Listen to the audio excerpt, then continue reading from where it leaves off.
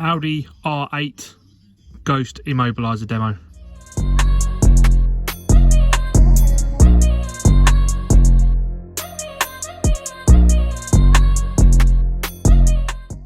So first of all, we put the ignition on, press the start button, the dash lights up. Then we're going to enter our code using the dashboard buttons.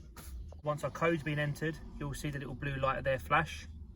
Once the light's flashed, we can put our foot on the brake, hit the start button, and the vehicle will start.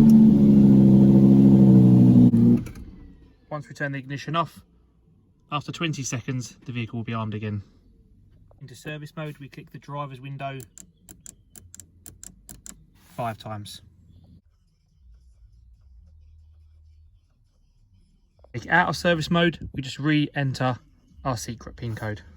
That's it, all done. Thanks for watching. Any other questions, feel free to drop us a message, and don't forget to check out our other socials, Auto Communications. Thanks for watching.